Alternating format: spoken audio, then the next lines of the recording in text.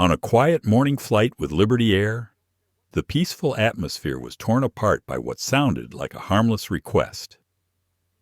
A flight attendant walked up to a man sitting in the business class cabin and said politely, "Excuse me, sir, but we need this seat for a VIP passenger." That man was Jonathan Miles, a black businessman dressed simply.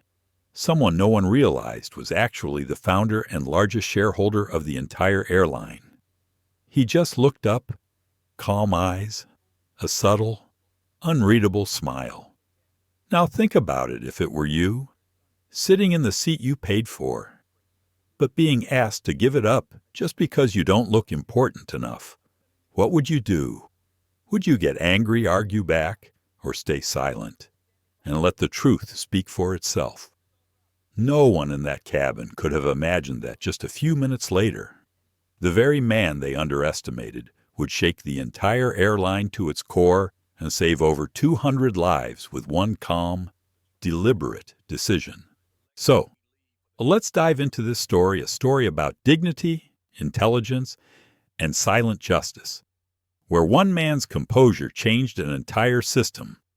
If you believe that respect has no color, no rank, no title hit like, share this video and subscribe to the channel, because this story starts right now. The early morning sky above Dallas-Fort Worth Airport was covered in a thin layer of mist.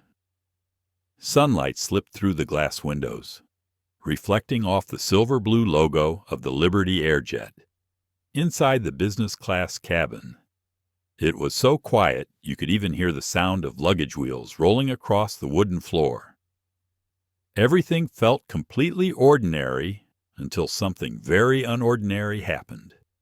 Jonathan Miles, a black man in his early 50s, dressed in a modest gray suit, was finishing the last page of the Wall Street Journal. He never liked drawing attention to himself, in fact. He rarely spoke when flying. To him, time in the air was sacred, a moment to think, to look at the world from above, where the line between rich and poor, white and black, suddenly seemed laughably small. Liberty Air.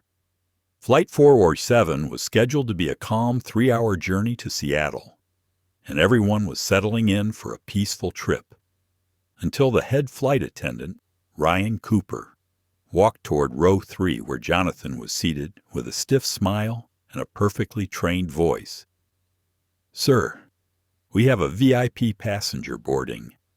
I'm afraid we'll need your seat." Jonathan looked up, the gentle smile still resting on his face. He calmly folded his newspaper, his voice steady. "I'm sorry, but I believe there's been a mistake. My ticket clearly says seat 3A, and I purchased it 3 weeks ago." Ryan blinked.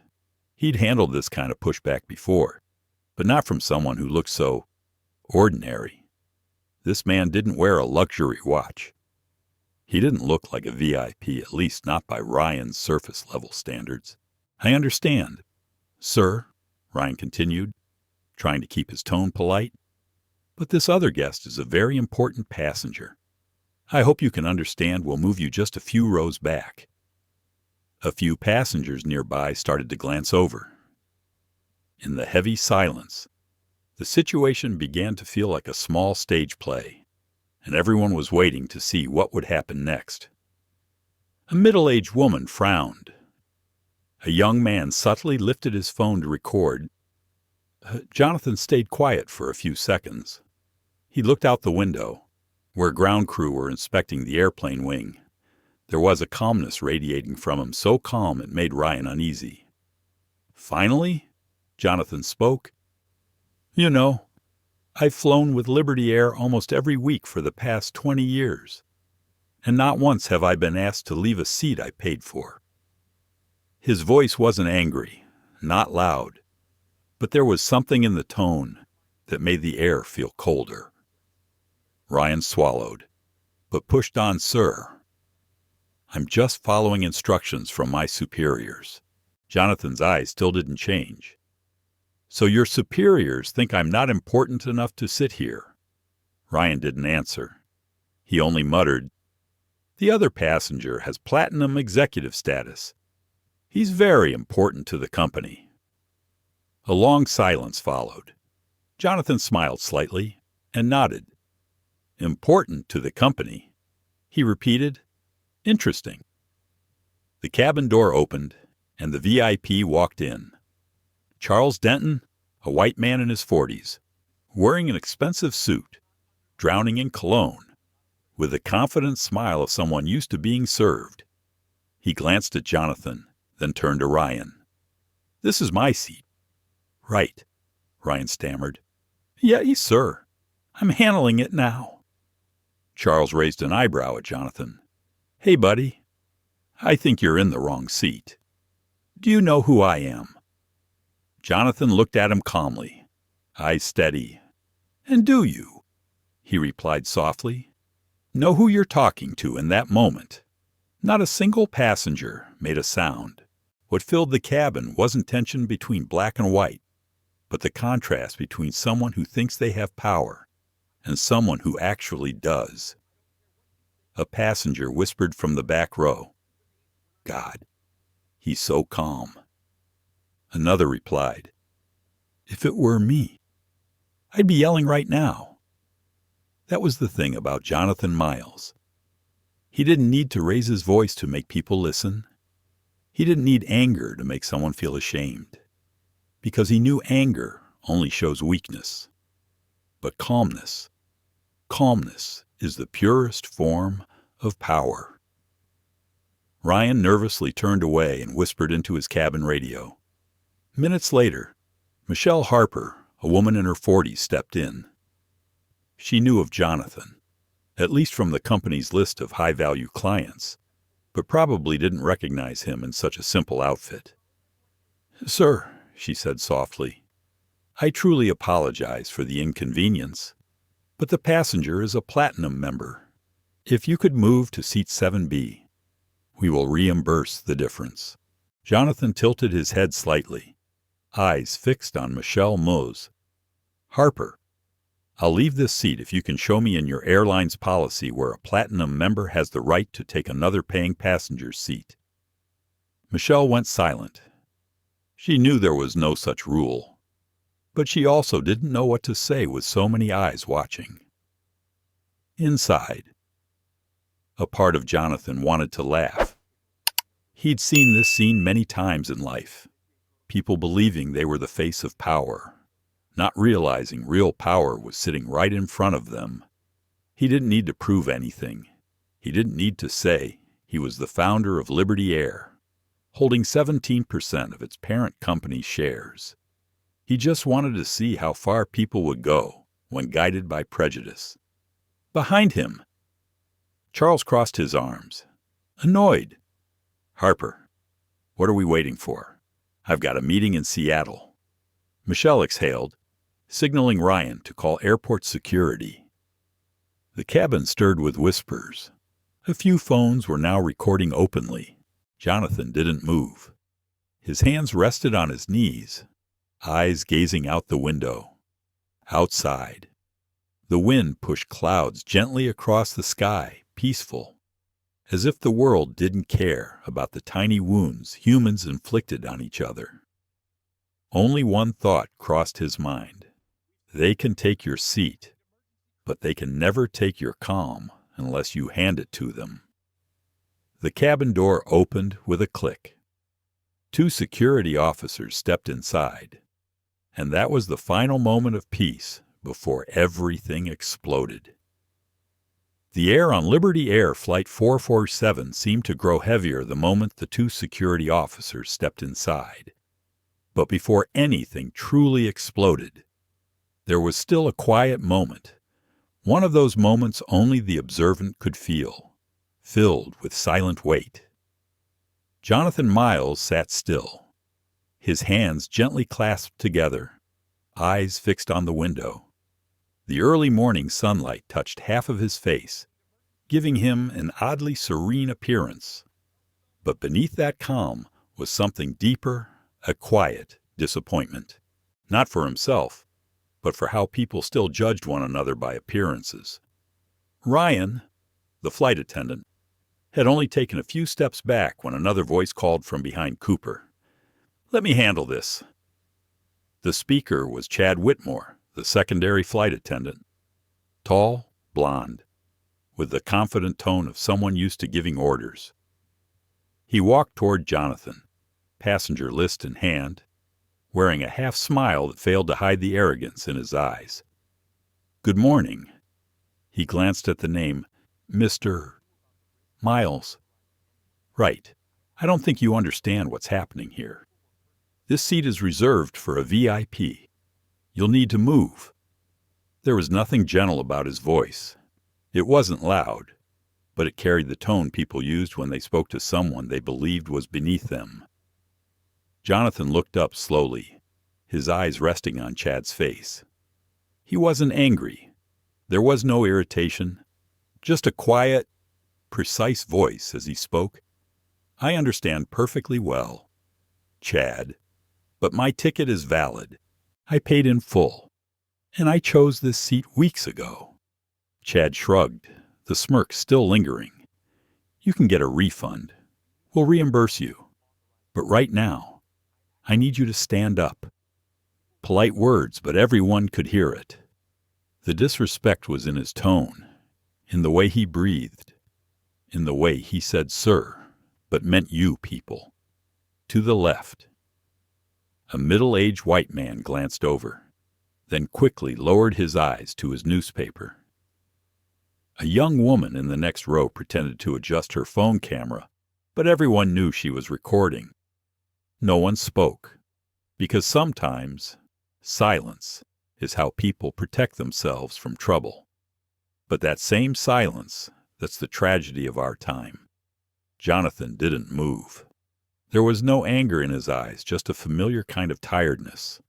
After all these years, he had learned to recognize that tone, the kind that sounded polite, but was soaked in prejudice. You don't have to put someone down just to prove you have power.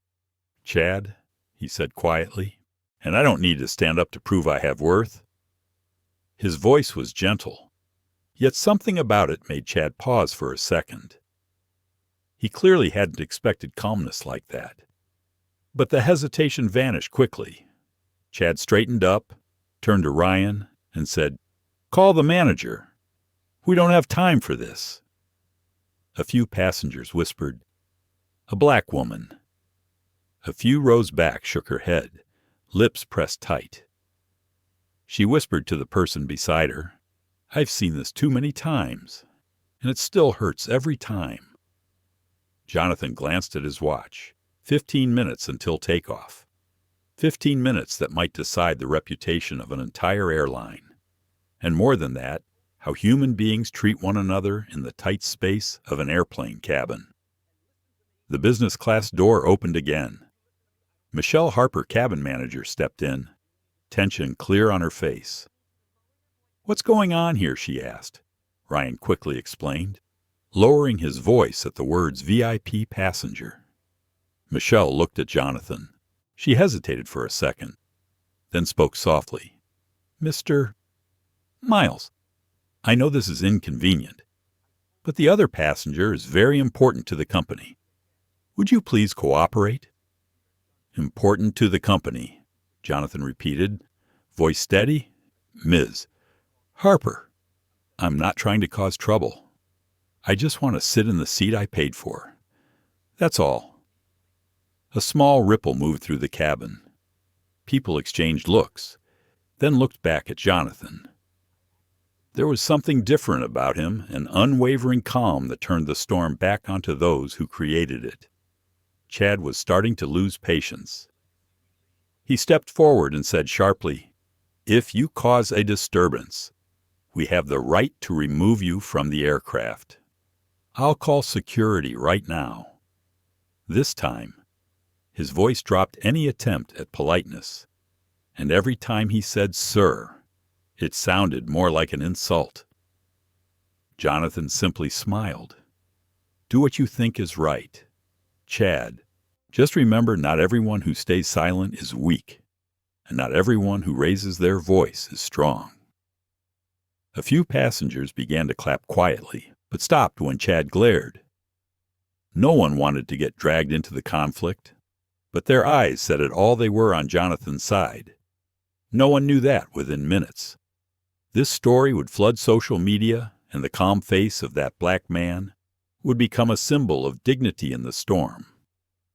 In the corner, Michelle spoke into her radio, voice trembling slightly. "Security! We need assistance in business class." She knew, deep down, the one who was wrong wasn't Jonathan. Footsteps approached, heavy, echoing through the tense cabin. Jonathan glanced down at the ticket in his hand, his ticket, with the words, "First Class, Liberty Air, 447. He whispered, almost to himself. A small piece of paper, yet enough to make people forget the true worth of a human being. As security advanced, Jonathan didn't move. No resistance, no harsh words, just a silence so powerful it froze the entire cabin. A breeze drifted in from the galley, carrying the familiar smell of coffee, the same aroma Jonathan had always loved on his flights with his own airline. But today, that scent tasted like disappointment. Outside, the morning sun grew brighter. Inside, the air was thick, full of stories left untold. Stories about power, prejudice, and what people do when they believe they're above others. Jonathan closed his eyes for just a moment. He knew some battles don't need fists or shouting. Sometimes, all it takes is one person refusing to leave their seat. And that was when everything truly began. The cabin of Liberty Air Flight 447 felt suspended, caught between two worlds. On one side was the unwavering calm of Jonathan Miles. On the other, a silent chaos spreading through whispers, sideways glances, and phones slowly being raised to record. The business class door swung open, letting in a rush of fresh air, and with it, a figure moved inside, fast, confident, expecting everything to bend around him. Charles Denton walked in as if he were the center of the universe. His tailored gray suit looked like it stepped straight out of a luxury ad. A Swiss watch glinted beneath the cabin lights. His shoes were polished enough to reflect someone's face. He didn't look around. He didn't have to. People like Charles were used to the world arranging itself for them. Ryan, the head attendant, hurried over, his voice almost bowing. "Welcome aboard, Mr. Denton. It's an honor to have you with us today." Charles gave a slight nod, scanning the cabin. Then he stopped. Seat 3A. His seat was occupied. "What's going on here?" he asked. Slowly, each word laced with irritation. Ryan began to answer, but Chad cut in faster. "We're handling it, sir. This passenger refuses to give up the seat." Charles turned his gaze to Jonathan, scanning him from head to toe like an invisible blade. No greeting, no courtesy, just a look soaked in quiet judgment. "He refused," Charles repeated. "I think there's been a mistake. That's my seat." Jonathan said nothing. He sat there in silence, hands clasped, still looking out the window. To a distant observer, he might have looked like he was praying. But really, he was just holding on to his patience.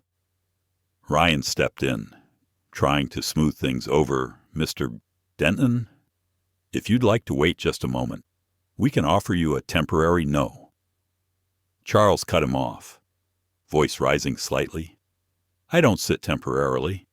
I've flown Liberty Air for 15 years. I'm a platinum member. This airline survives because of people like me. I want my seat, and I want it now. Every word I want dropped like a command." Jonathan finally looked up slowly. His eyes met Charles's in a gaze that wasn't hostile, but deep enough to be unsettling. "You're right," Jonathan said quietly. "Liberty Air does value loyal customers. And to be fair, I'm one of them too." Charles let out a small laugh, the kind of laugh rich men give before insulting someone. "Oh, really funny? I've never seen you in our first-class lounge. What do you do for a living? Motivational speaker, doctor, or—" He paused, smirk widening. "Someone who got lucky with a promotional ticket." Silence fell over the cabin. People exchanged looks. Some frowned. Others shook their heads. Someone whispered, "Wow, that was rude." Jonathan didn't lose his composure. His voice flowed steady like cool water through desert heat. "No, I didn't win any promotional ticket. I simply bought this seat like any other passenger, and I plan to stay in it until we land. If that bothers you, perhaps the issue isn't the seat." Charles's smile faded. He stepped closer, leaning in, using proximity like a weapon. "Buddy, do you even know who I am?" A question dripping with ego, one everyone had heard before in some form. At a restaurant, in a boardroom, anywhere someone believed their status meant more than someone else's dignity. Jonathan held his gaze, and finally, he smiled. A small, quiet smile. "And you," he said slowly, "do you know who you're talking to?" Time stopped. Even the engines outside seemed to quiet down. Chad, Ryan, Michelle, everyone stood still. No one dared to interrupt. Jonathan's words weren't loud, weren't arrogant, but they carried weight like stone gently dropped into still water. Charles scoffed. "Oh, I get it. A philosopher." He turned to Ryan. "I don't have time for this. Do your job. Call the captain if you have to." Ryan hesitated. He looked at Jonathan, then at the passengers at the phones, quietly recording everything. Jonathan shifted slightly in his seat, eyes drifting to the window. A cargo truck rolled across the tarmac outside. Sunlight shimmered across the glass. He thought about all the boardroom meetings he'd sat through where they spoke about customer service, user experience, human dignity. How ironic, he thought, that all those words vanished the moment someone didn't look like a VIP. He turned back, voice just loud enough for everyone to hear. Strange, isn't it? How people spend so much to be called special, yet forget that courtesy costs nothing. Someone in the back let out a quiet laugh. Michelle bit her lip to stop from smiling. Ryan froze, and Charles, his face went pale. Not because he was offended, but because he wasn't used to being answered with reason instead of fear. At that moment, it wasn't just two men facing off. It was two worlds. One world believed money defines worth. The other knew dignity can't be bought. Charles turned away, pulled out his phone, and dialed quickly. "I'm calling William Cross, the CEO. Trust me, you'll regret this." Jonathan nodded gently. "I look forward to that conversation." No one knew yet that within minutes, that phone call would change everything, and the truth about the man they underestimated would silence an entire airline. But for now, the cabin remained thick with tension, heavy with class, prejudice, and a kind of power that was slowly cracking under the quiet of one calm man. The engines outside began to hum, blades spinning. Michelle took a deep breath, lowered her eyes, and announced softly, "Ladies and gentlemen, please settle into your seats. We'll be departing shortly." But no one truly settled, because they all felt it. Something was shifting. And when it finally broke, the meaning of power inside that airplane would never be the same again. The air in the business class cabin was no longer quiet.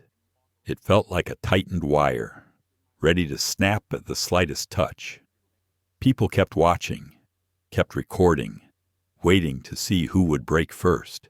Charles Denton stood there with his phone pressed to his ear, muttering with restrained anger to someone on the other end. "Yes, I'm here. There's an uncooperative passenger. Yes, a black man sitting in my seat. The words, "black man," sliced through the cabin like a cold blade. A few passengers visibly cringed. Michelle, the cabin manager, parted her lips as if to speak, but thought better of it. She knew sometimes the wrong words could make everything worse.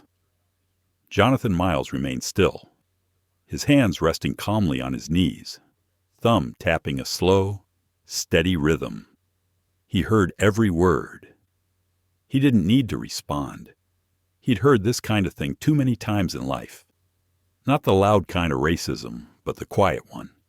The one hidden in looks, in tones, in unfinished sentences. Charles ended the call and turned toward Jonathan, his face a mix of irritation and smugness. "I just spoke with headquarters. They'll take care of this in a few minutes. You better get ready to move. People like you, always slowing things down." The words dropped like metal cold, heavy. The cabin froze for a heartbeat. Jonathan looked at him, his expression unchanged. A faint smile crossed his face, so small it made Charles even more uneasy. "People like you," Jonathan repeated, his voice low, steady. "Do you know what you just said?" Charles scoffed, shrugging it off like a joke. "Oh, don't get dramatic. I'm just being honest. People like you, you're not used to being here. Business class isn't for everyone." Ryan, the head attendant, bowed his head slightly, avoiding Jonathan's gaze. Chad stood behind Charles, arms crossed, eyes cold, fully agreeing. Jonathan took a deep breath, not to calm himself, but to make sure his voice remained steady, not a tremor out of place. "You know, Mr. Denton," Jonathan began, "I've met a lot of wealthy people. Some own companies, employ hundreds, have private jets and yachts. But what truly sets them apart isn't their money. It's how they treat other people." Charles smirked. "Oh, great. Philosophy. Now I'm here to fly, not to attend a seminar." Jonathan tilted his head slightly, calm as ever. "No. I'm not giving a lecture. I'm reminding you of one simple thing. Money can buy many things, Mr. Denton, but there's one thing it has never been able to buy." Charles narrowed his eyes. "And what's that? Manners," Jonathan said slowly, clearly, basic courtesy. The words were soft, but they felt like an invisible slap. The cabin went silent. A woman in the row behind covered her mouth to stifle a laugh of surprise.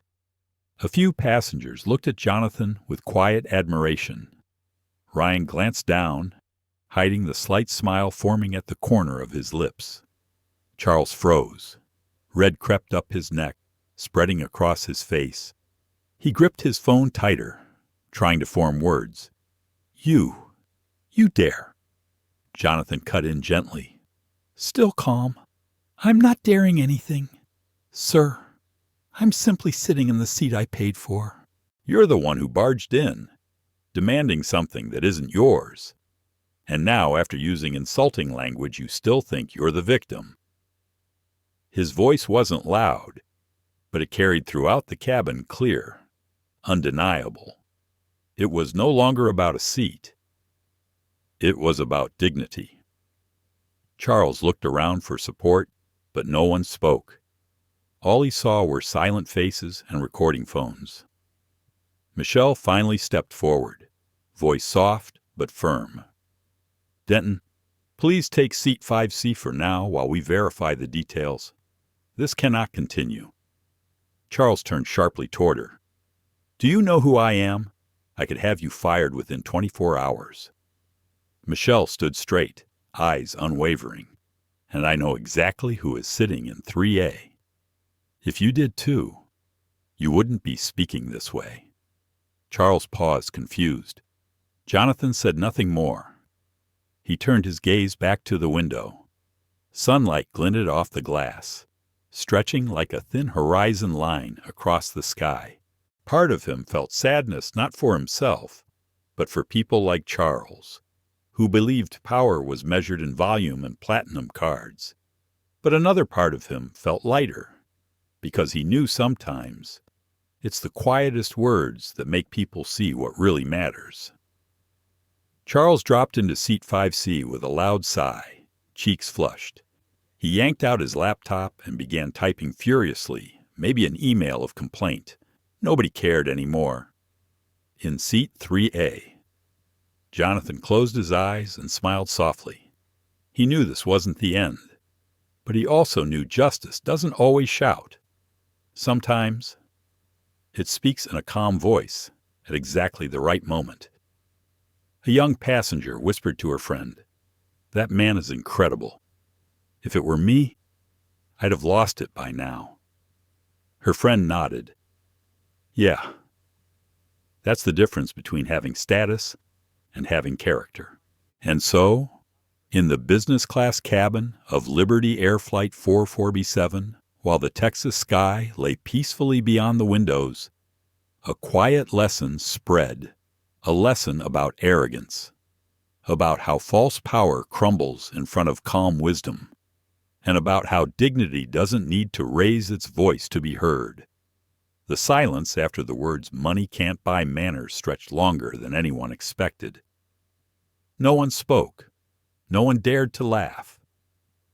Even Charles Denton, who had just been stopped cold by a response soft as a breeze, stood frozen, face flushed red, lips pressed tight as if he wished he could swallow back his own words. Some passengers began to look at Jonathan differently, admiration mixed with curiosity. The black man still sat quietly. No need to prove a thing. No need to raise his voice. His calmness alone seemed to reset the entire cabin. But then, hurried footsteps echoed from the rear of the plane. A composed female voice cut through the whispers of the passengers. "Excuse me, what's happening here?" Ryan and Chad both turned, and instantly, the room shifted. Michelle Harper, the cabin manager, had arrived. Her uniform was pristine, her eyes sharp, but tired, the kind of tired that comes from years of handling sensitive situations people try to smooth over instead of solving. Ryan quickly explained. Chad added his version, subtly blaming Jonathan for not cooperating. Charles folded his arms, stepping in with the arrogance of someone used to getting his way. "Ms. Harper, I paid thousands for this ticket. I'm a platinum customer. I shouldn't be treated like this. I want my seat, and I want him gone." Michelle nodded slightly and turned to Jonathan. "Mr. Miles," she said softly, carefully, "I'm very sorry for the inconvenience. We're having a seating issue. If you could kindly move to seat 5C, we'll upgrade you with complimentary benefits on your next flight." Jonathan looked at her calm, but with sadness lingering in his eyes. "Ms. Harper," he said slowly, "I understand there are procedures, but I paid for this seat 3 weeks ago. My information is in the system, so I'm being asked to move, simply because someone else is considered more special." Michelle paused. He was right. The manifest clearly showed Jonathan Miles, business class, seat 3A, fully paid. But Michelle also knew something else when someone named Charles Denton complains. Phone calls from the higher-ups can drop faster than a landing gear. "Sir, I understand your frustration, and personally, I'm truly sorry," she said, her voice almost pleading, "but I hope you can sympathize with us in this situation." Jonathan smiled, not the smile of someone winning, but of someone who understands the game all too well. "Sympathize with you, I always have," he replied, "but tell me who's sympathizing with me." There was no answer. Michelle lowered her eyes to the clipboard in her hands. Charles cut in, voice sharper than before. "Do we really have to drag this out? I'm here for business, not to hear moral lectures. Just move him to economy already." A soft gas rippled through the cabin. A white-haired woman whispered to her husband, "That man is unbelievably arrogant." But the other one doesn't seem ordinary either. Michelle felt heat rise to her face. She hated this, but pressure in this job often makes people forget the line between doing the right thing and keeping your boss happy. She took a breath. "Miss Miles, please." The other passenger holds platinum executive status. You know how important they are to us. We will fully compensate you. Jonathan tilted his head slightly, his eyes meeting hers. "Ms.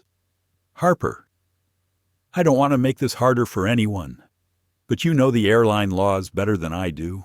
If a valid ticket can be revoked just because someone else is more important, then tell me, how can anyone trust fairness anymore?" His voice wasn't loud, but it carried. A few passengers nodded. Even Michelle exhaled quietly. She knew he was right. Chad, impatient, muttered, "He's just blowing this out of proportion.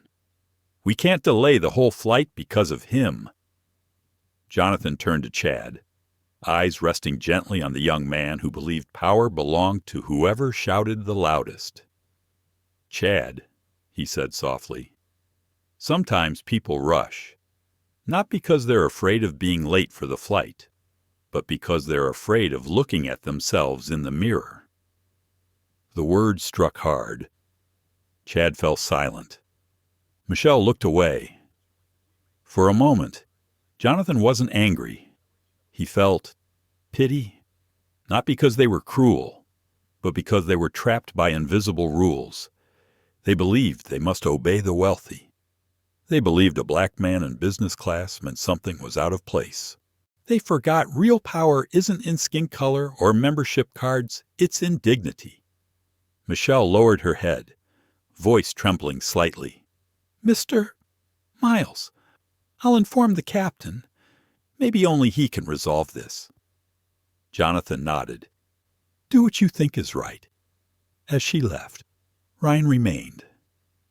He looked at Jonathan with quiet guilt. He leaned in and whispered, "Just for him to hear I'm sorry.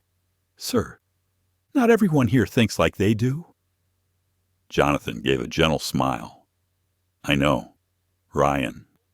Thank you. Sometimes one person keeping their conscience is enough to make the world a little less cold." Outside, the Texas sunlight shifted in color. Inside, the cool air from the vent made the tension even more suffocating. The plane hadn't left the ground yet, but the sense of injustice already made people feel like they were falling. Then, the cabin door opened again. A man in a captain's uniform stepped in, steady, composed, each step firm. Michelle's voice followed softly behind him.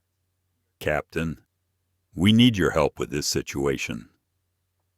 Every head turned, and no one knew that the pilot who just entered would be the first to recognize who the man in seat 3A truly was. The atmosphere in the business class cabin was now so thick it felt like it could shatter. Michelle Harper, the cabin manager, had just stepped out, leaving behind heavy faces, awkward glances, and a silence that felt almost dangerous. Jonathan Miles still sat calmly in seat 3A, hands loosely intertwined. He didn't speak. He didn't demand. Only his quiet composure remained unshaken amid a cabin full of prejudice and assumptions.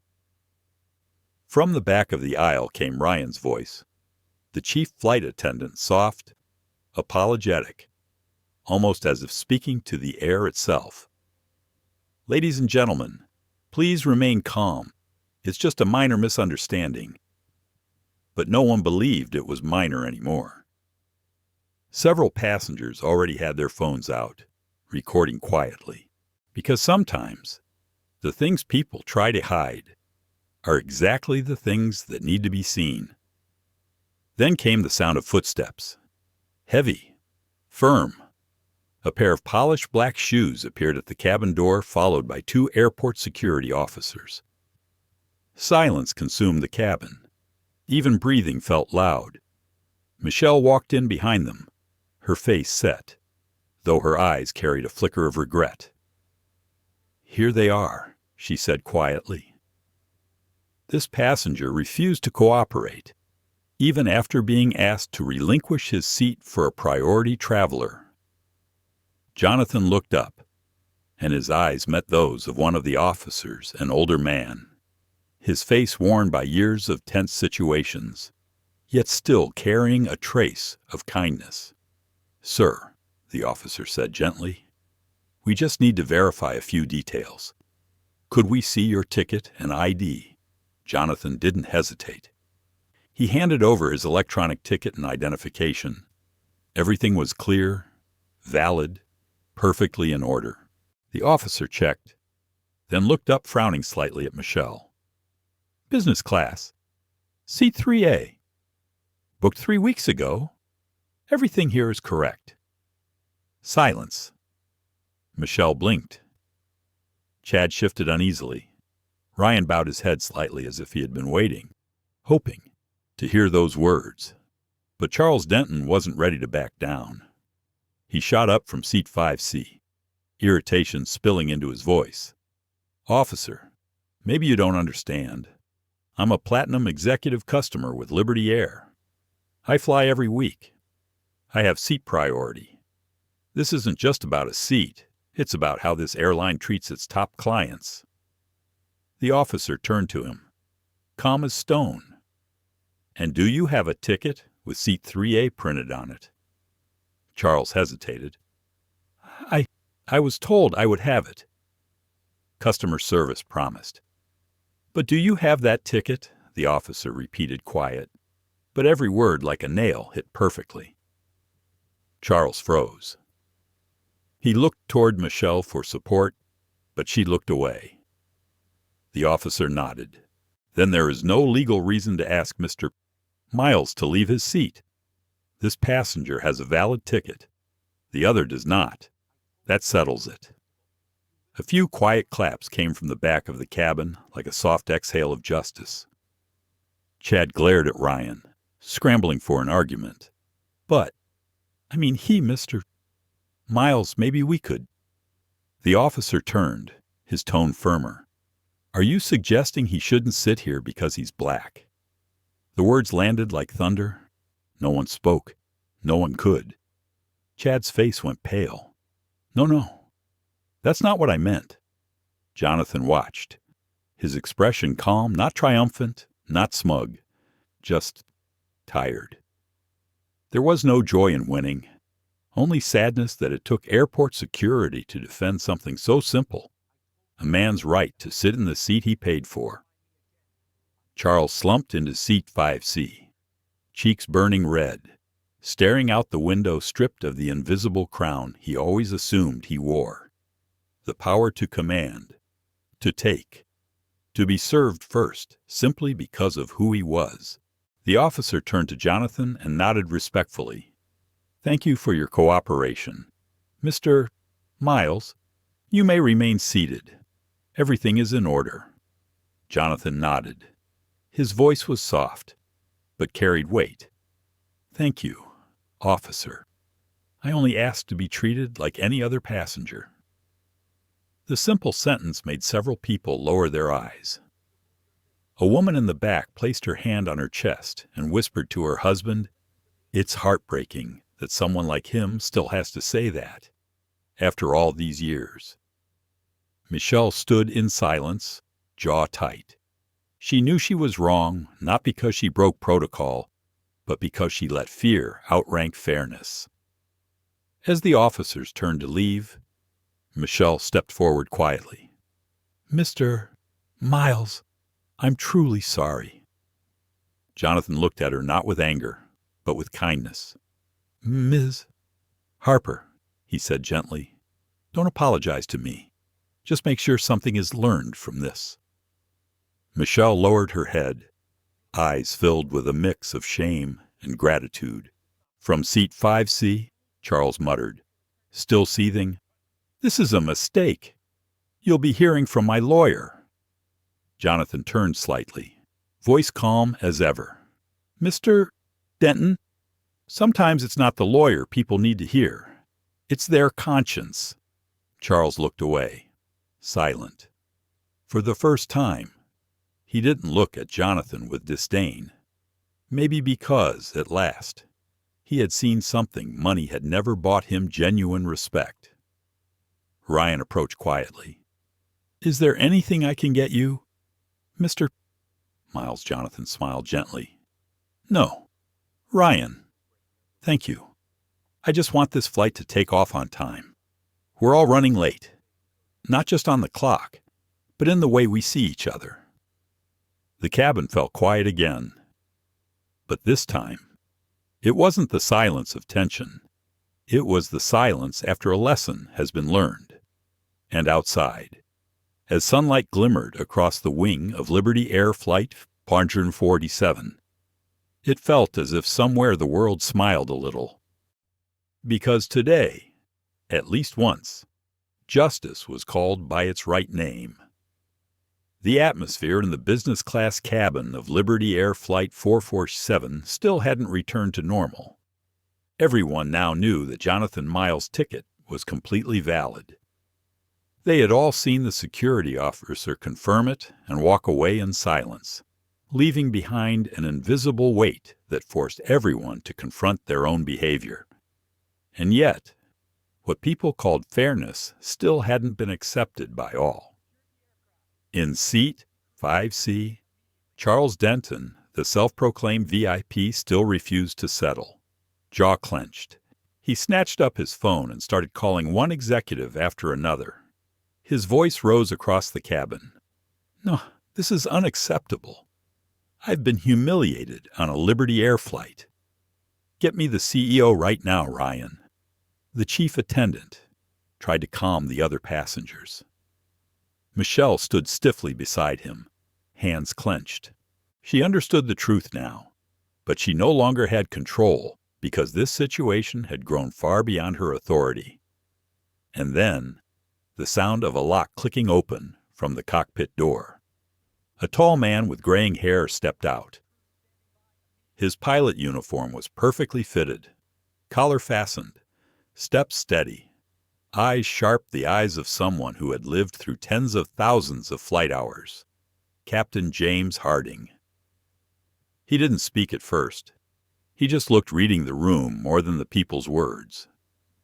Michelle stepped forward, keeping her voice steady.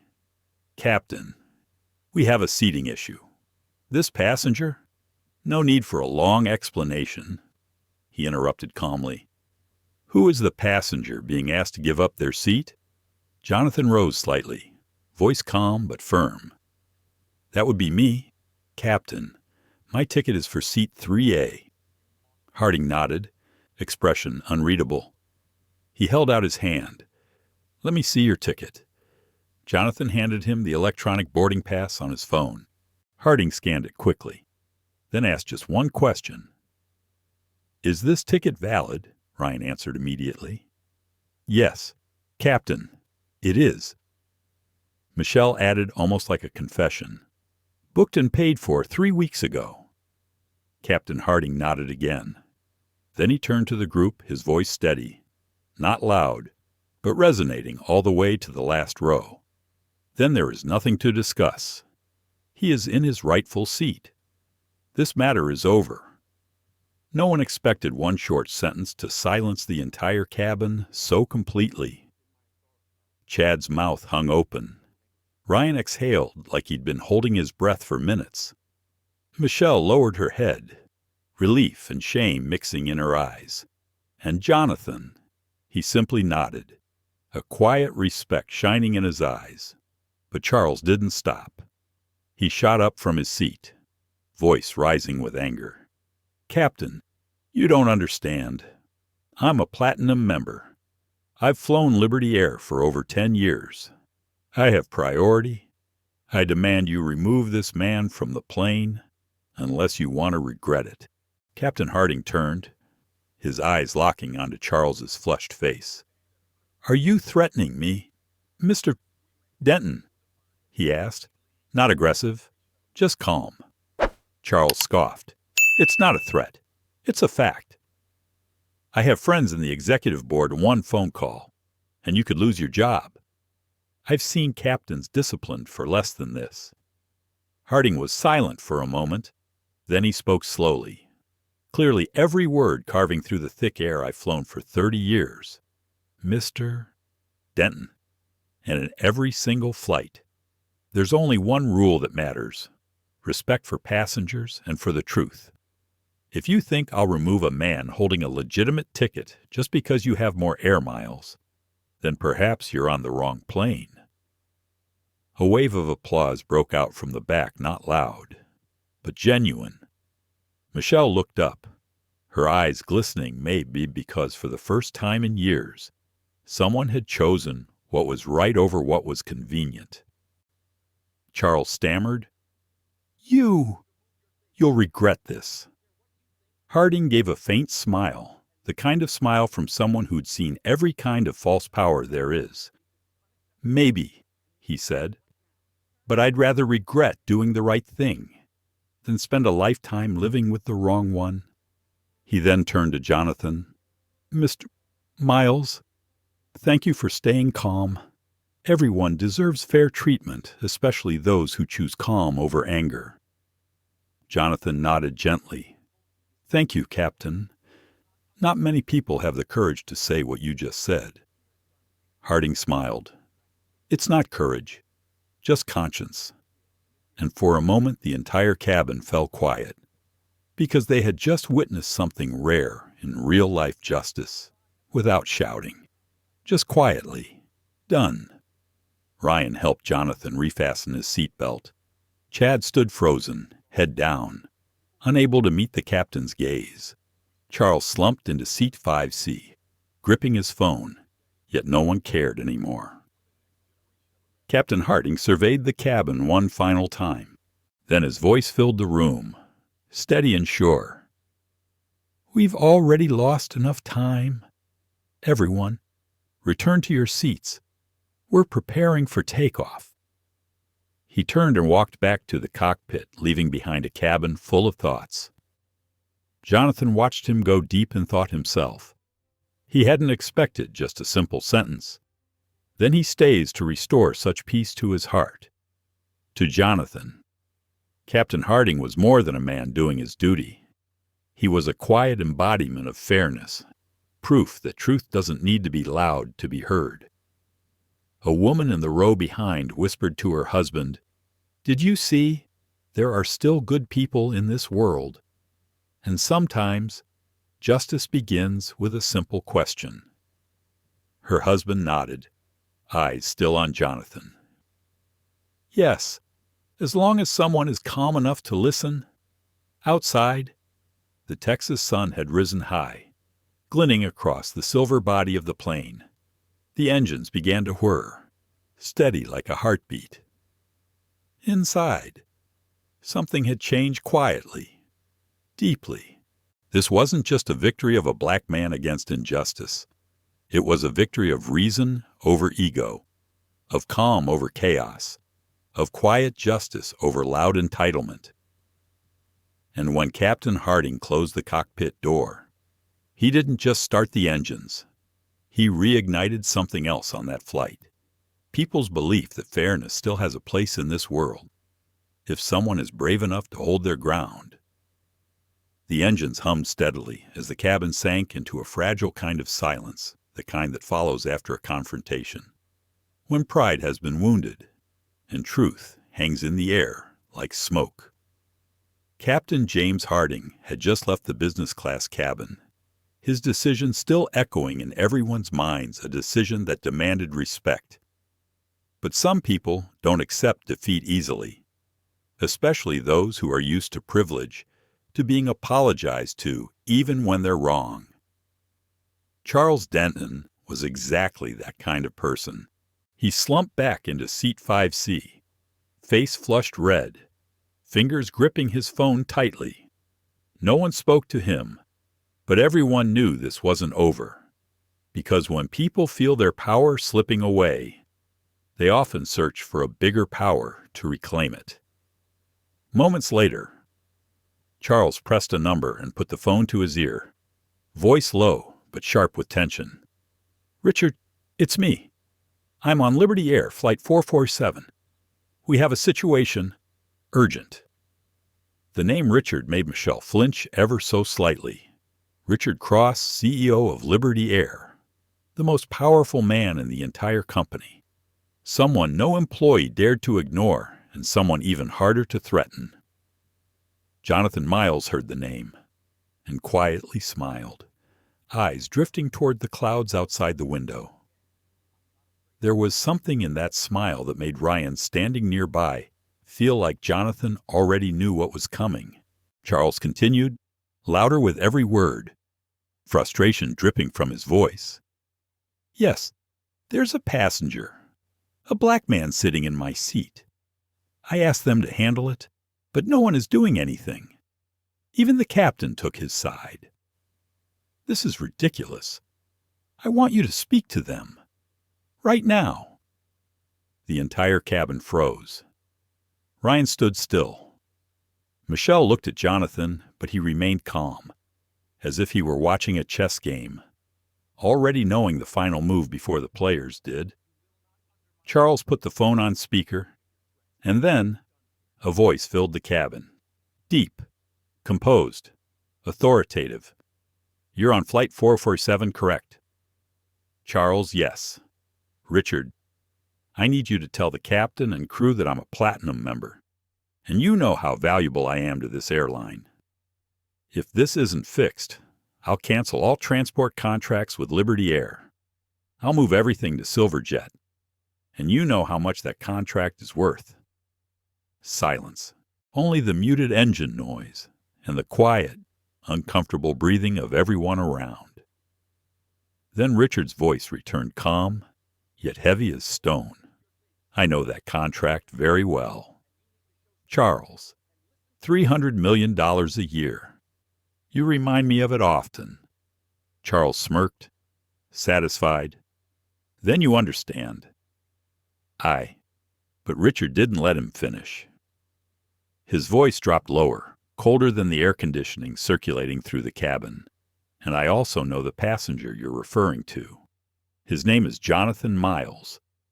The entire cabin went still. Michelle's lips parted in shock. Ryan almost dropped the files in his hands. Only Jonathan remained still. Quiet, his calmness now illuminated by truth, finally stepping into the light. Richard continued, each word deliberate, precise. "If the choice is between keeping your $300 million contract and respecting a man like Mr. Miles, I choose Mr. Miles. If we have to lose that contract, then so be it." No one in the cabin seemed to breathe. Charles' face went pale. What are you talking about?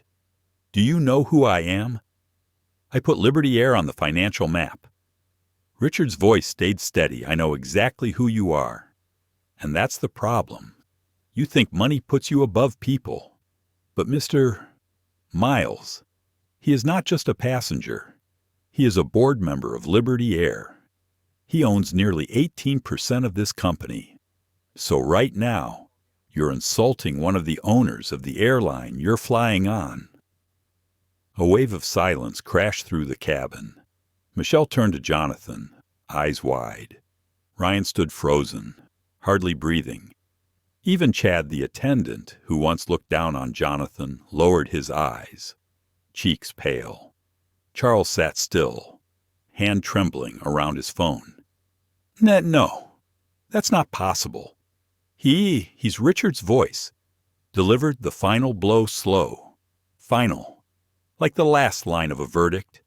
Yes, he is the man who helped build Liberty Air from the very beginning, and he is the reason we are still flying today.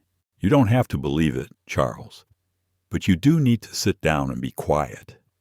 This flight needs to take off, not to serve your ego, but to remind us of something simple. No one is too important to rise above respect. Call ended.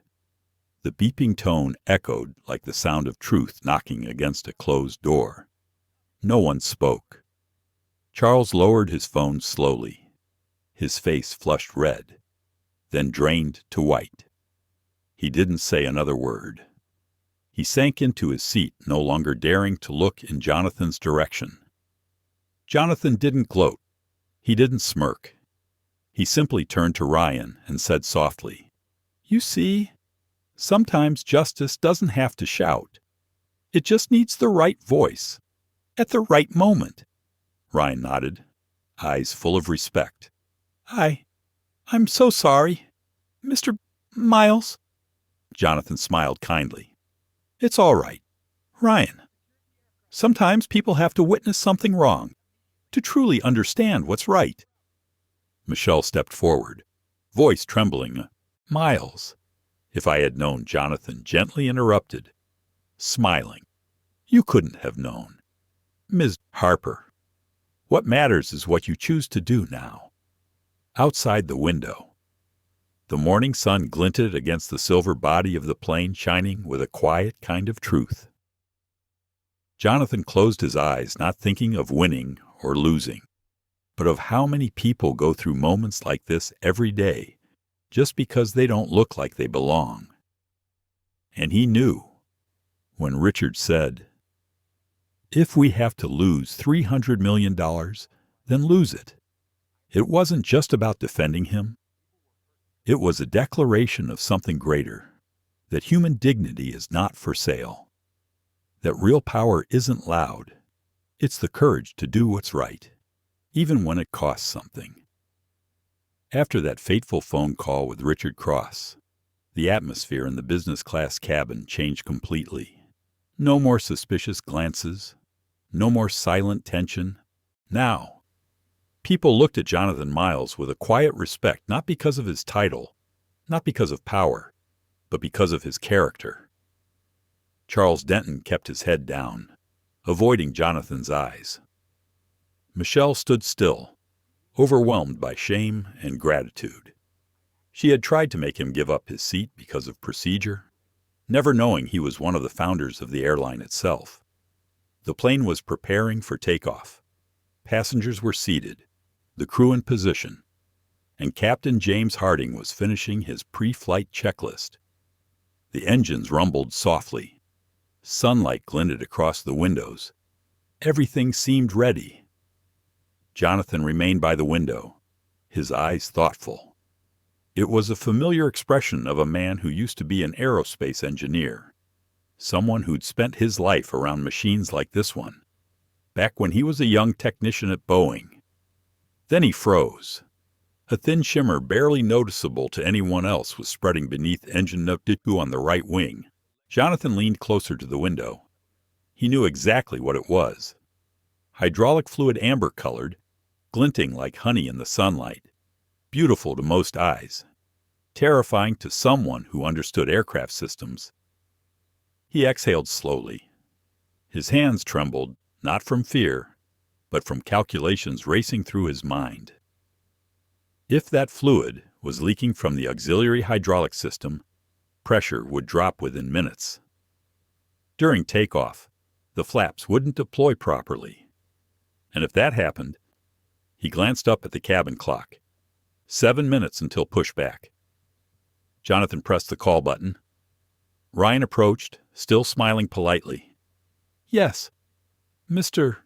Miles, is there anything I can do for you?" Jonathan pointed to the window, his voice low but urgent. "Ryan, you need to alert the captain. Immediately. There's hydraulic fluid leaking from the right engine below the flap actuator housing. If we take off like this, we could lose control mid-air." Ryan froze. He didn't fully understand, but something in Jonathan's tone told him this was serious. "Right away, sir." He hurried toward the cockpit. Michelle noticed the alarm in Ryan's eyes and followed. Inside the cockpit, Captain Harding was going through system checks. When Ryan relayed Jonathan's words, Harding's brows furrowed. "Hydraulic leak. Seen from the cabin. Yeah, Captain. He said it's coming from engine 2 under the right wing." Harding glanced at his first officer, signaling him to recheck the hydraulic pressure gauges. 1 second, 2 seconds, 3. Readings were still normal, but Harding didn't feel at ease. He knew the name Jonathan Miles, not just a shareholder, a former lead engineer who helped design the flap systems on this very aircraft model. If he said there was a leak, it wasn't something to ignore. Harding grabbed the radio ground crew. "This is Captain Harding, Liberty Air Flight 447. We're requesting an immediate stop and emergency inspection of engine No. 2. The technician responded, "Copy that, Captain. Any specific reason passenger Jonathan Miles, former aerospace engineer, reported visible hydraulic leakage? Please verify." There was a pause. The name Jonathan Miles clearly meant something. Then the radio crackled urgently. "Roger. Captain. Technical team en route. Hold position. Inside the cabin." A formal announcement came overhead. "Ladies and gentlemen, due to a technical concern, our departure will be delayed briefly for safety inspection." Passengers murmured. Charles frowned and muttered, "Great. What now? Is he going to give another lecture about fairness?" Jonathan didn't respond. He just kept looking out the window, sunlight reflecting across his calm yet weary face. A man used to staying composed while chaos brewed. 10 minutes later, the technical crew arrived. They crouched under the right wing, flashlights in hand, and then only seconds later, one of the young engineers looked up, face pale. "There's definitely a leak. From the main hydraulic line to the flaps. If this plane took off like this, we could lose pressure and control. The landing gear could fail, too." Captain Harding heard this and simply nodded. He knew exactly what that meant. If they had taken off as planned, 200 people on this flight might never touch the ground again. He walked back into business class, and when his eyes met Jonathan's, he paused, bowed his head slightly, and said, "Mr. Miles, you may have just prevented a disaster. Thank you." The cabin erupted not in panic, but in soft, spreading applause, at first hesitant, then growing into a wave of grateful respect, a sound like a collective apology. Michelle stood still, tears welling in her eyes. She remembered how she had tried to move him for a VIP, and yet this same man had just saved her and more than 200 lives. Ryan whispered quietly.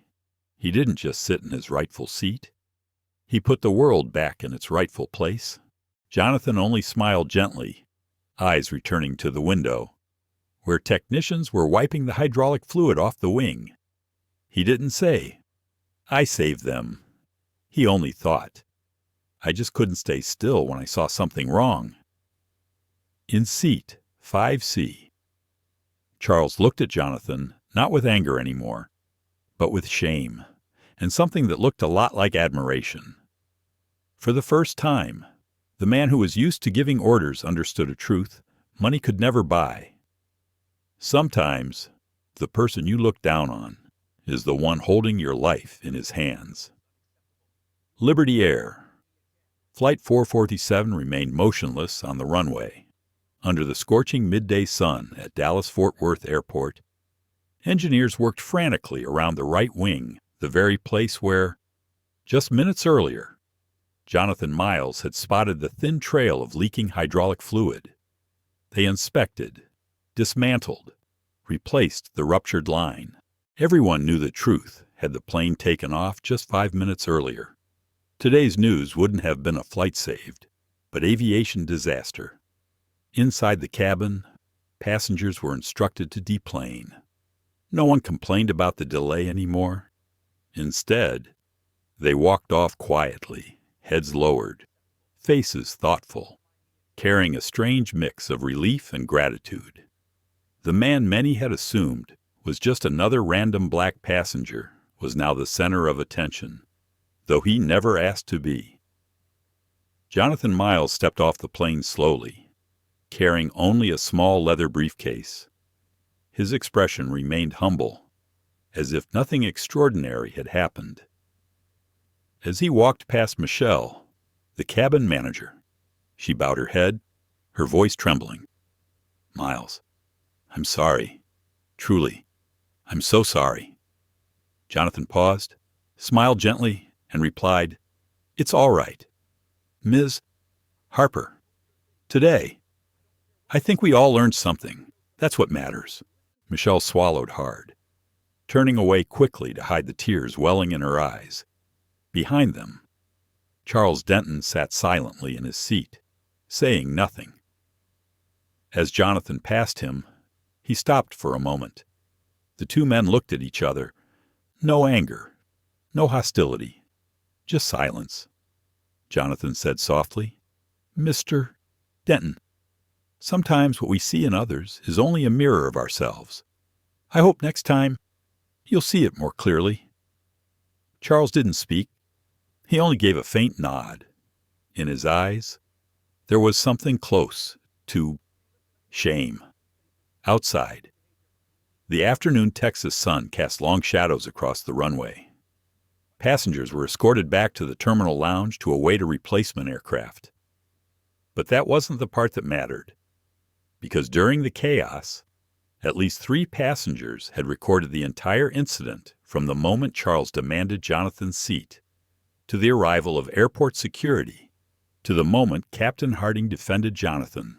One of those videos was uploaded online just an hour after the passengers disembarked. Its title was simple. A black man was asked to give up his seat for a VIP, but the story didn't end the way you think. The video was 6 minutes long. Within just 2 hours, it had over 1.2 million views. 3 hours later, the number had doubled. People shared it, commented, debated. But what made it go viral wasn't anger. It was the rare feeling of witnessing justice won, not by shouting, but by calm, quiet dignity. One viewer commented, he didn't have to argue. He just needed the truth, and the truth spoke for him. Another said, "I've been in a situation like this, but I couldn't stay calm like he did. I wish I could." Within 24 hours, Jonathan Miles was everywhere. Twitter, Facebook, morning news, even talk shows discussing class prejudice and human dignity. The Washington Herald wrote the man who was dismissed yesterday turned out to be one of the founders of the airline. But what made him unforgettable wasn't his title. It was the calm that made the world pause and look at itself. That night, when Jonathan returned home, he didn't turn on the TV. He sat quietly in his small living room, staring at the old photo frame on the wall, him and his early engineering colleagues, standing proudly beside the first Liberty Air prototype. He smiled faintly. Funny, he thought. People need to see danger before they understand the value of humility. His phone buzzed. A message from Captain James Harding. "Mr. Miles, thank you for trusting what was right. Not just for the technical call, but for reminding people that dignity is something no one can take away." Jonathan replied simply, "We only did what needed to be done. Thank you for standing for fairness, even when it wasn't easy." Later, Jonathan opened his email, hundreds of messages from strangers. One was from a single black mother in Ohio. "My daughter watched the video. She told me, 'Mom, I want to grow up to be like him. He wasn't scared. Thank you for giving my child someone to believe in.'" Jonathan read it, smiled gently, and turned off the screen. He didn't want to become a symbol. He only wanted to go back to being a quiet man, someone who chose silence at the right time and action when it mattered. But the internet doesn't sleep. That night, short clips spread across TikTok, YouTube, Twitter. Some were of Captain Harding saying, "Is his ticket valid? Then he stays." Others captured Richard Cross's words over the phone. "If we lose the $300 million contract, then we lose it. I choose Mr. Miles. Both moments became icons of fairness shared millions of times in just 48 hours. The story was no longer about racial discrimination on a flight. It became a lesson on how to respond. That sometimes you don't have to scream to defend your dignity. You just have to remain standing and let the truth speak. A week later, media outlets begged to interview Jonathan. He declined most. He agreed to just one a small local channel in Seattle. During the interview, the host asked, "Do you feel satisfied now that the people who mistreated you are being criticized by the public?" Jonathan smiled softly and answered, "No, I'm not satisfied. I'm sad. Because it took an incident like this for people to remember something we should all already know. Respect is not something you buy with money." The host went silent. The studio went silent. That 30-second clip of Jonathan's answer went viral again. For millions of people who had been ignored, dismissed, or told to stay quiet, his words felt like truth spoken on their behalf. Jonathan Miles' story was no longer his alone. It became a mirror held up to society reflecting a truth we often forget. Justice doesn't always come from the loudest voice. Sometimes it comes from the quietest one, spoken with dignity. The events aboard Liberty Air Flight 447 didn't just go viral. They became the center of national attention across the United States. 3 days after the video was uploaded, every morning news show opened with the same image. A black man sitting quietly in his business class seat, being asked to move for a white VIP, and when the public discovered that man was actually Jonathan Miles, a founding shareholder of the airline, everything exploded. Across television networks, people debated. How could an airline allow its staff to treat someone like that? How could an educated, respected man be treated as if he didn't belong in the very place he helped create? During those days, Richard Cross, the CEO of Liberty Air, barely slept. He spent hours in meetings with the board of directors, fielded hundreds of calls from the press, social justice groups, and major shareholders. But what troubled him most wasn't the damage to the company's image. It was the damage to trust. He remembered what he once told Jonathan. In his very first board meeting as CEO, Liberty Air doesn't just carry people, it carries the trust between them. And right now, that trust was in free fall. On Friday morning, at Liberty Air's headquarters in Seattle, Richard asked to meet Jonathan privately. No cameras, no reporters, just two men, one who built the airline, one who now led it, sitting across from each other in a quiet conference room overlooking the runway. Richard was the first to speak. Voice low, but firm. "Jonathan, I owe you an apology." Jonathan smiled gently, as calm as always. "You don't owe me one. Richard, the one who owes me is the system we built. A system where service slowly turned into privilege." Richard nodded slowly. "Maybe you're right. I watched the video more than 10 times. Each time, I felt more ashamed, not just because my staff acted wrongly, but because we allowed it to happen." Jonathan leaned back, voice steady, not harsh. "We all make mistakes. Richard, what matters is how we fix them." The room fell silent. Only the distant hum of jet engines could be heard. Richard stood, walked to the window overlooking Liberty airplanes lined up for takeoff. Then he returned to the table and placed a folder in front of Jonathan. "This is the first decision," he said. "I've signed the termination of Michelle Harper and Chad Whitmore, not because they intended harm, but because they forgot the most basic rule of this job. Every passenger is equal." Jonathan didn't speak. He knew how difficult that decision was. Michelle had worked 18 years for the airline. But justice, once spoken, can't be left as a slogan. Richard continued, "Second, Charles Denton. He is permanently banned from all Liberty Air flights. I don't care how wealthy he is or how big his contracts are. No passenger has the right to demean another. Jonathan nodded gently. Sometimes, losing one customer is how you keep millions of others. Richard smiled, faintly agreeing, and finally, his voice softened. I've submitted a proposal to the board of $50 million fund called the Passenger Equality Fund. It will support anti-discrimination programs, employee training on respect and human dignity in aviation. Jonathan looked at him for a long moment. For the first time during their talk, his eyes showed emotion.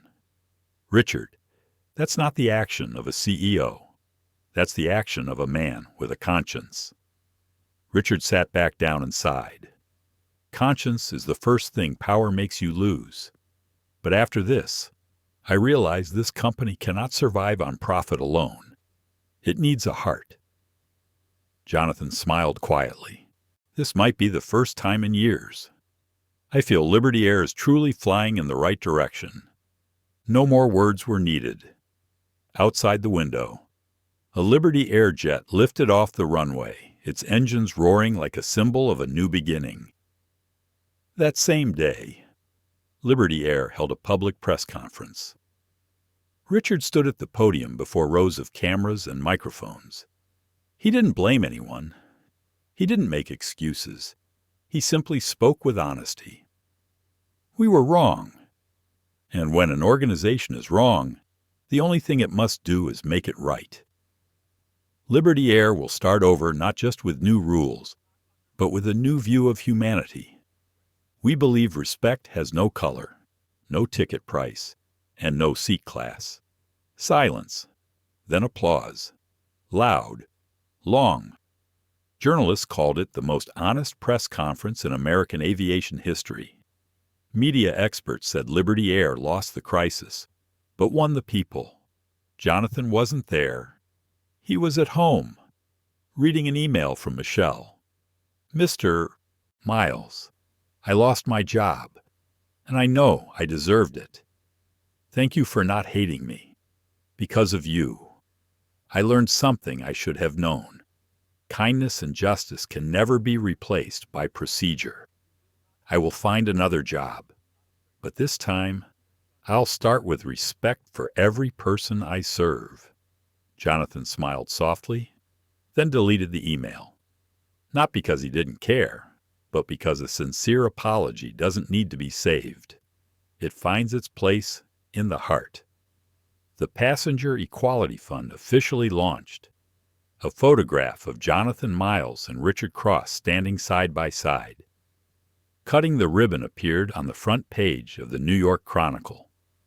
Caption below, From an insult in the sky to a journey of rebuilding trust. In the photo, both men were smiling. Not the smile of victory, but the smile of forgiveness. 3 months after the historic incident on Liberty Air Flight 447, everything seemed to have calmed down. But for Jonathan Miles, the echo of that day still lingered, not as anger, but as a quiet, deep silence. He still went to work, attended board meetings, drank his usual black coffee every morning. Yet sometimes, in the late afternoon, sitting by the office window overlooking Seattle Airport, his mind returned to that moment when he was asked to give up his seat. A simple request, but one that revealed how easily people judge others by skin color and the suit they wear. That morning, Richard Cross, the CEO of Liberty Air, invited him to the headquarters to discuss the airline's new direction. Boardroom, 21st floor. 4 glass walls overlooking the city. Sunlight flooded in, glinting off the polished wooden table. Richard walked in with a thin folder in his hand, but his eyes held something else, not business, but curiosity. Jonathan, he began slowly. I've worked with you for months now. I've heard your advice, seen how you handle everything. But there's one thing I still haven't asked since that day. Jonathan gently set his coffee cup down. "What is it?" Richard looked at him directly. "Who? Are you really?" The question hung in the air, simple, direct, sincere. Not a challenge, not suspicion. Just one man trying to understand another after seeing him quietly change the world around him. Jonathan smiled faintly, a mix of nostalgia and irony. "You're asking who I am. Someone on that plane asked me the same thing." Richard chuckled softly. "But I'm guessing the answer this time is a little different." Jonathan shook his head. "No, the answer is the same. Only back then. No one wanted to hear it." He stood and walked toward the wide glass window, toward the runway where a Liberty Air jet was powering up.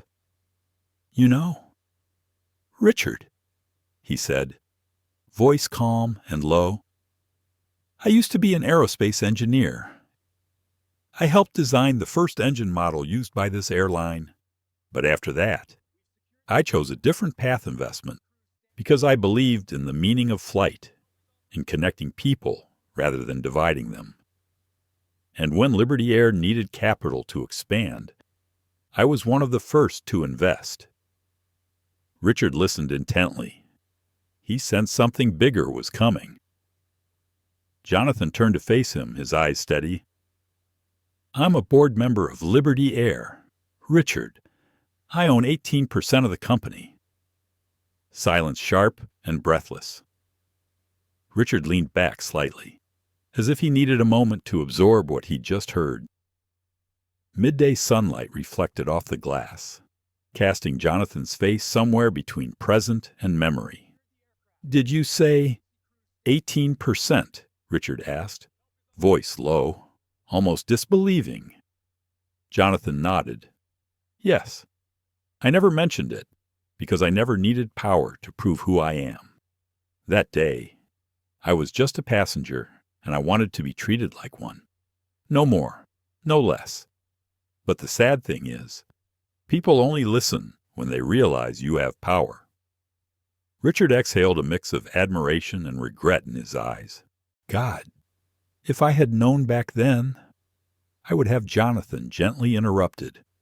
"No, Richard, if you had known, you might have acted differently, but it's better that you didn't, because only then could we see the real problem. Fairness cannot depend on a title or a percentage of shares. It must come from how we choose to see another human being, whoever they are." The room fell silent again, not with awkwardness, but understanding. Richard spoke quietly. "You know what amazes me most, Jonathan. Not that you're a shareholder, but that in that moment, you didn't choose anger. You chose calm. I've watched that footage dozens of times, and I keep asking, how does a man stay that calm when the whole world is disrespecting him?" Jonathan smiled softly. "Maybe because I understood something if I got angry. They'd say, 'See, I told you people like him are emotional.' But if I stayed calm, they'd have to face their own smallness. Anger would have made me lose control. Calm helped me keep it." Richard's eyes softened. "You remind me of my father. He used to say the strongest person in the room is not the one who shouts the loudest, but the one who remains silent when everyone else is shouting." Jonathan nodded gently. "Your father was a wise man. I only did the simplest thing. I didn't let others decide who I was." Outside, a Liberty Air jet roared into the sky, vibrations humming through the glass. Richard watched it and murmured, "Maybe that flight didn't just save 200 people. Maybe it saved Liberty Air from forgetting what it was meant to be." Jonathan took a sip of his now cold coffee, smiled faintly, and maybe, he said quietly, it saved us too from thinking power lies in the seat we sit in. The two men sat in silence. One knew he'd witnessed one of the most profound moral lessons of his career. The other simply felt at peace, because truth didn't need to shout to be heard. That afternoon, as Jonathan left the Liberty Air building, he stopped at the hallway where a large framed photo hung of the company's founding team. In the center stood a young man in a light blue engineer's uniform, smiling wide. Jonathan, 30 years ago. He stood there for a long time, then touched the glass lightly. The world had changed, but one thing remained true. A person does not need status to prove their worth, only their actions. And as the golden light of sunset stretched across the runway, his shadow followed calm, steady, like a quiet reminder. Some people don't need applause to be great. They just do what's right and let the truth take flight, like the wings they once helped build. A month after the conversation between Jonathan Miles and Richard Cross, the world seemed to have moved on. But the truth was, this story had never really ended. What happened on Liberty Air? Flight 447 didn't just make an airline rewrite its policies. It touched a deeper wound within America itself, the wound of prejudice, of power, and of silence. People began calling Jonathan many things. The man who kept his seat and saved a plane. The passenger who made America look at itself in the mirror. But to him, those were just echoes. What he cared about wasn't fame, but a question. How many others suffered the same thing every day, without a camera recording it, or a powerful title to protect them? That question led him to Washington. On a cool autumn morning, the sky above the U.S. Capitol was pale and quiet. Congress convened a special hearing equality in aviation and civil rights. In the audience sat senators, journalists, and executives from major airlines. Jonathan Miles walked up to the stand. No flashy suits, no lapel pins, nothing to suggest power. Just a gray blazer, a navy blue tie, and quiet dignity. The room fell silent. No papers in hand, no speech prepared. Jonathan looked toward the committee and spoke with a voice steady and deep, like someone who had walked through storms and survived. Ladies and gentlemen, I was a passenger on Liberty Air Flight 447. It was an ordinary day until someone asked me to stand up and give away my seat, because I didn't look like someone who deserved to sit there. I chose to stay seated. By coincidence, that choice saved an entire flight. But I believe what was truly saved that day wasn't just the lives of 200 people. It was a lesson about how we see the worth of a human being. You could hear a pin drop. There was no anger in his voice, just a calm that made people question themselves. Jonathan continued, I'm not here to talk about insult. I'm here to talk about opportunity. The opportunity to do what's right. I don't want my son, or anyone's son, to have to prove they deserve to sit because of their skin color or the clothes they wear. No passenger should be diminished just so someone else can feel more important. A conservative white senator in the front row quietly lowered his eyes and took notes. A Latina congresswoman wiped away a tear. Jonathan paused, then ended with the sentence that America would replay for months. I did not stand up that day. And maybe because I stayed seated, a flight landed safely, and a part of this country did too. His speech spread like wildfire. National TV replayed the clip for days. The words "I did not stand up and that saved a plane" became a symbol of quiet resistance, printed on posters, magazine covers, and taught in civics classes. 3 months later, Congress passed the Equal Flight Act, stating, no airline, employee or passenger may discriminate directly or indirectly based on race, religion, gender, or social status. Every passenger has the legal right to file a complaint and receive protection if treated unfairly. All airlines must implement human dignity training for their employees. The bill was signed amid more than a minute of applause. Some said, when the final signature hit the paper, it felt like a weight decades old had been lifted. Reporters asked Jonathan for interviews. He only said, "I did nothing extraordinary. I just didn't leave my seat." Sometimes, silence is the most powerful form of resistance. A young journalist asked, "Do you think you're a symbol?" Now Jonathan smiled, tired, gentle. "A symbol. I'm just an old man who couldn't bear one more injustice. If that makes me a symbol, then maybe we live in a world with too many symbols and not enough action." Weeks later, he was invited to speak at Howard University, his alma mater, where he studied aerospace engineering nearly 40 years before. The lecture hall was packed. He didn't talk about money, or shares, or power. He talked about the day he didn't give up his seat. Then he looked at the students' faces, young and hopeful, and said, "If one day you're pushed aside, treated as though you don't belong, remember this: your dignity cannot be taken from you unless you hand it over. Sometimes sitting still is another way of standing up."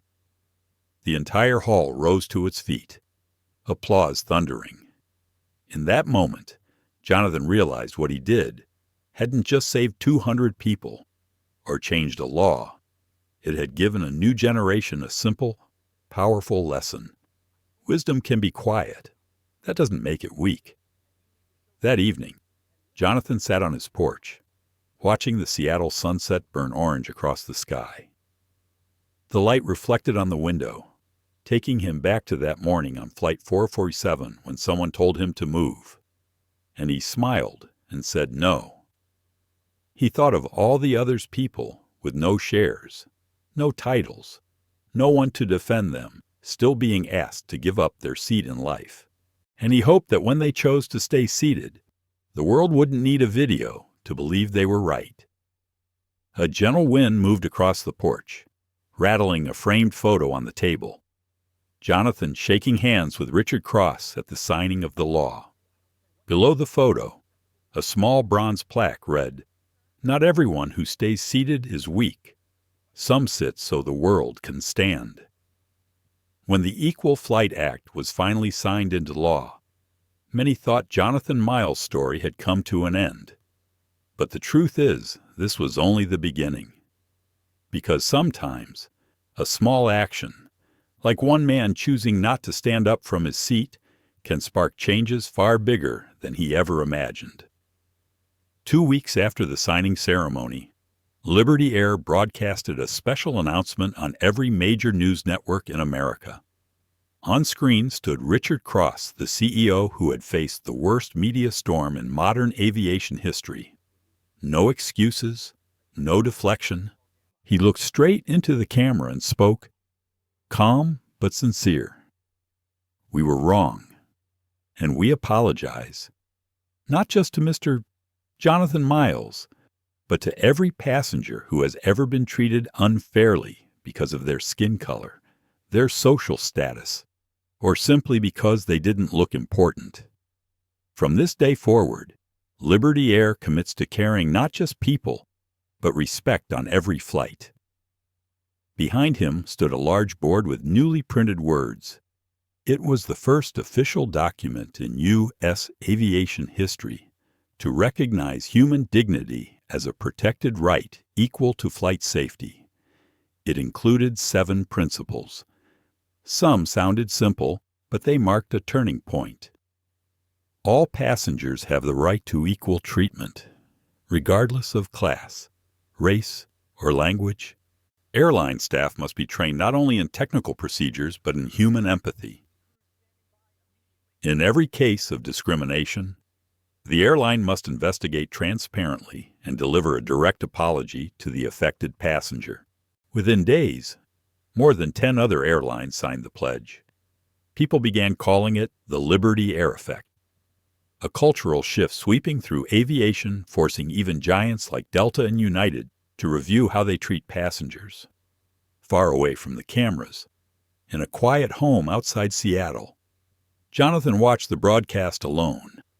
He didn't smile. He didn't make a statement. He simply sat there, holding a cup of tea, eyes calm and distant. His phone wouldn't stop vibrating hundreds of new messages. A nurse from Georgia wrote, "Thank you, Mr. Miles. I was once asked to leave business class because they thought I didn't belong there. Now I know I'm not alone." A retired veteran from Ohio said, "I haven't believed in human dignity for a long time." You change that. A 15-year-old girl from California sent an email, "I've never flown before. But we learned about your story in civics class. My teacher said, this is how someone can change the world without shouting."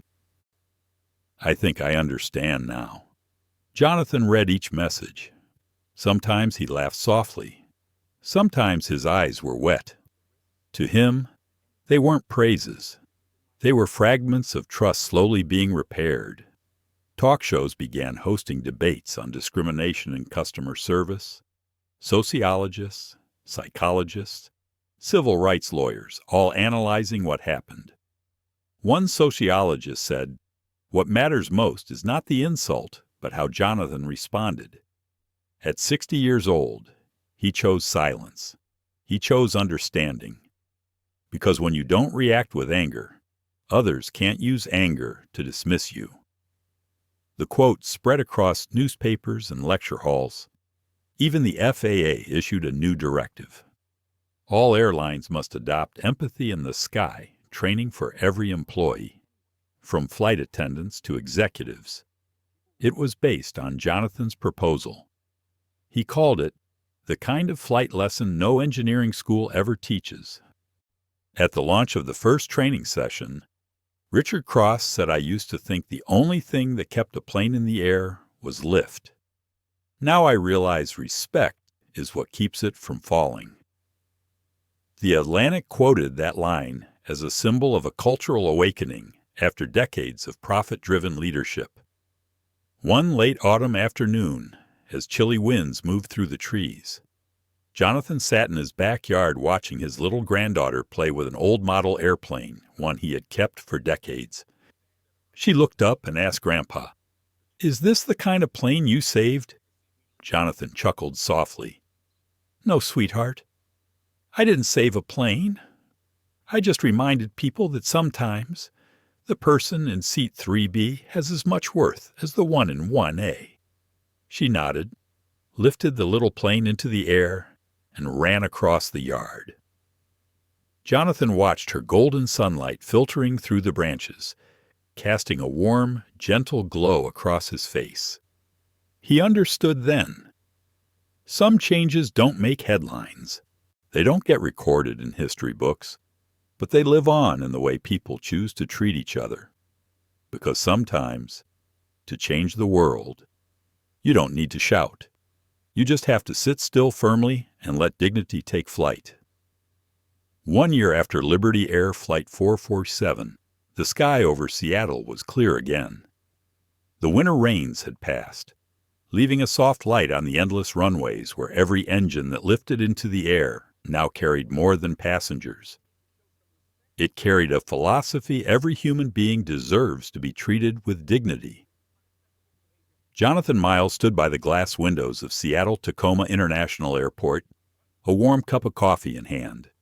He was 61 now. Still the same simple man, brown coat, an old felt hat, calm footsteps.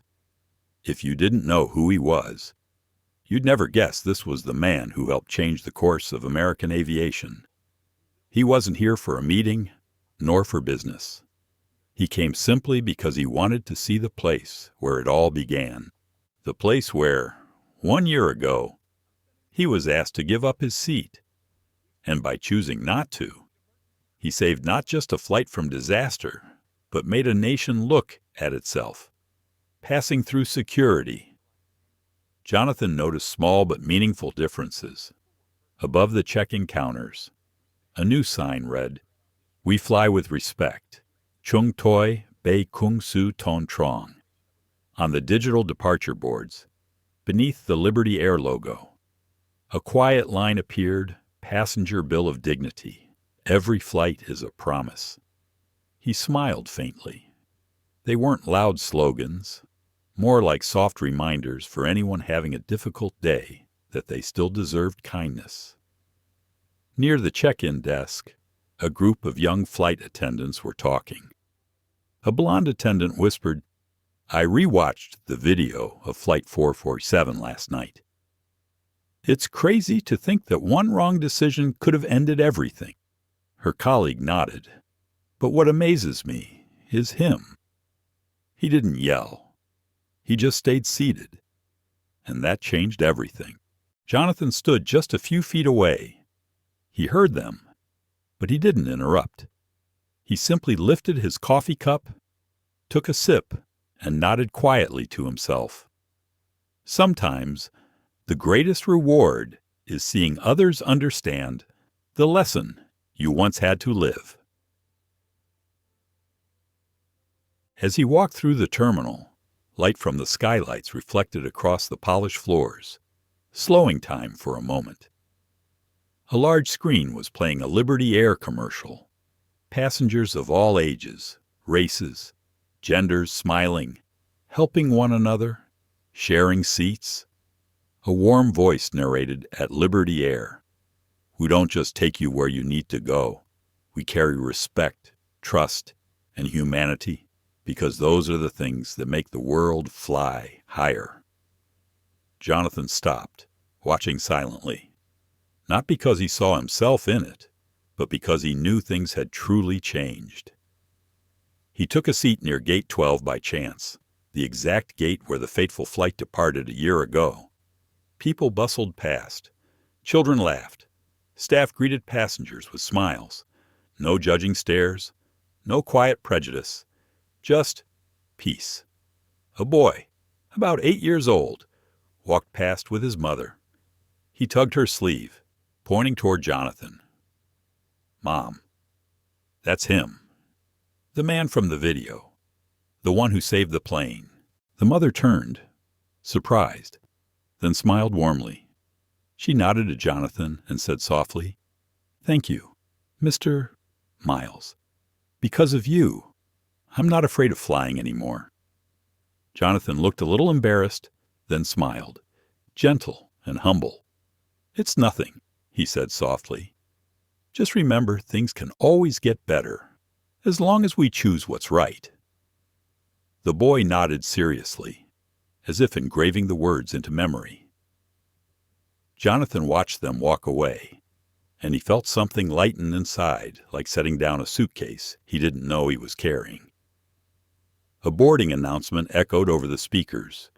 "Liberty Air Flight 231 to Chicago is now ready for departure. Passengers, please proceed to Gate 10. Jonathan looked up, watching as people lined up laughing, talking, living their lives. No one knew he was there. Most had forgotten the story from a year ago, but in the way passengers smiled at each other, in the kindness in a flight attendant's eyes, in the way that little boy looked at him, Jonathan realized true legacy isn't in fame. It's in behavior people choose to repeat. He slipped his hands into his coat pockets and walked slowly toward the exit. Outside the glass, a Liberty Air jet lifted off the runway, sunlight striking its silver body like a blade of light ascending into the clouds. Jonathan stopped, watching it climb, and for a moment he felt like he was flying with it, not through power, but through belief. As he exited the airport, a breeze tugged gently at the brim of his hat. A young reporter jogged after him, breathless. "Mr. Miles, could you tell us what you feel today, seeing how much has changed?" Jonathan paused, looked around, passengers helping each other with luggage, employees smiling genuinely, children running freely, and no one frowning. He smiled. "What do I feel?" he said quietly. "That the world doesn't need more heroes. It just needs more people who choose to do the right thing even when no one is watching." He tipped his hat, turned, and walked into the crowd, calm, quiet, steady, as if every step he took was leaving behind one last reminder. True strength is not making others afraid. It's making others think. A passenger turned to someone beside them. "Who was that man?" The other replied, voice low with respect, "The man who sat still and made the whole world stand up." The story of Jonathan Miles isn't just about an airline incident. It's a mirror one that reflects how we, as human beings, respond to disrespect, prejudice, and power. In a place where anger could have erupted like wildfire, he chose wisdom instead. And it was that calm, not his status, not his title, that made the world stop and change. From Jonathan's quiet act of staying seated, we learned something powerful. Resistance doesn't always need shouting. Sometimes steadiness, grace, and an unshakable belief in justice are the strongest weapons we have. One person choosing silence at the right moment can save a plane, and maybe even help humanity rise above its prejudices.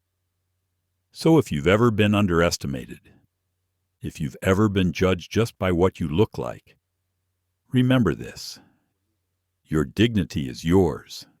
No one can take it away unless you hand it to them. And if one day you find yourself standing face to face with injustice, try doing what Jonathan did. Don't let anger make the decision for you. Let wisdom lead the way. And thank you for staying with this story. If you believe that respect and human kindness still matter in this world, don't forget to like, share, and subscribe, so we can keep spreading stories like this one. Because sometimes it only takes a small, quiet act to change the world in the most ordinary, beautiful way.